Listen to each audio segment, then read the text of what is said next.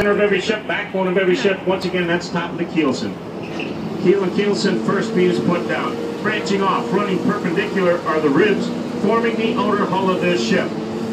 Now, this ship was constructed in West Bay City, Michigan, back in 1890. Once again, a transitional ship. Steam-powered vessel, also had 3 masts for sailing, but the masts were strictly backup. They only used those when they were very, very low on fuel. Lots of piping down there, steam-powered vessel. You're going to see chunks of railroad rail as we go. They're scattered along here. The hull had an interior railroad system to move the cargo around. Checking out the top of the keelson, you see nail heads as we go.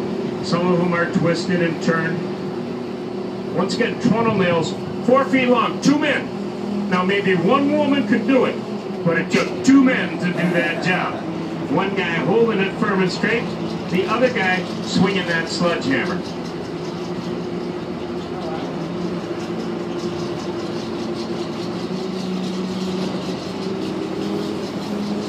Just a mangled mess down there. This is a debris field scattered over a ½ mile. Now as we drift a little bit farther here, you're going to see a chunk of railroad rail laying right across the top of the keelson, coming into view right here. Then you've got those 3 huge beams. First one right there. Check out the bolts sticking up out of these beams. Once again, those bolts over 5 feet long. Right there is where the 485 horsepower steam engine was mounted.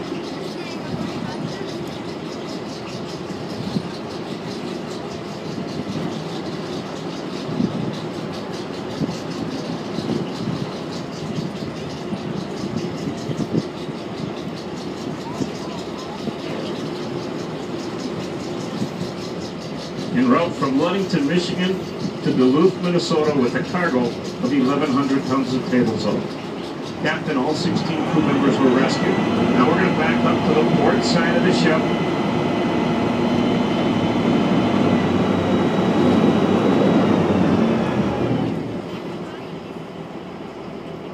And you'll see the bottom section kind of bend down right there a little bit. That piece there would have been hooked up to the piece that we just came from. The exposed ribs here is where the Army Corps of Engineers stuffed the seams to blow this thing up. It was considered a navigational hazard and a bad omen to other sailors, so they blew it up to knock it off of the reef.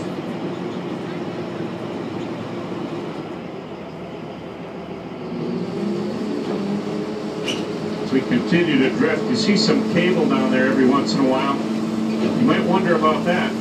Well, this is a popular dive site also, and I mentioned the debris field scattered over ½ mile. That white cable connects different points of interest. It's a road map for divers. A large metal wheel used in the pulley system to hoist cargo up onto the deck. Called a lumber hooker because when her hull was fully loaded, she could still carry 1,000,000 board feet of lumber on her upper deck. Cabin area starts right here. Then you see a couple of portholes here.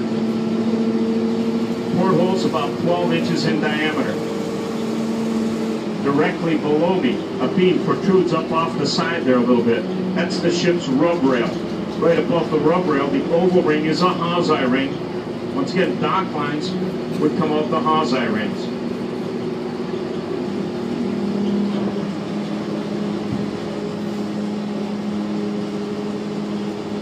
As we approach the front of the ship, you're going to see some metal sheeting down near the very bottom, protected her from ice flows.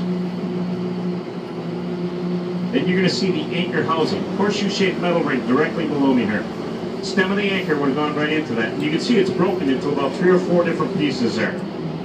And then you have the anchor coming into view.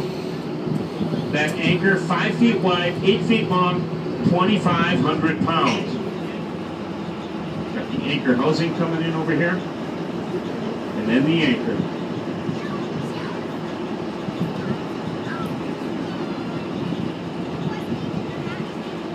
It's an anchor? Yeah. Slightly. 5 feet wide, 8 feet long. Ship hit the reef, anchor smashed that anchor housing. Did some of the damage.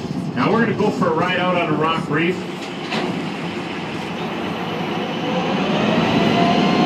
And I'll point out the pockets of iron ore as we go over them.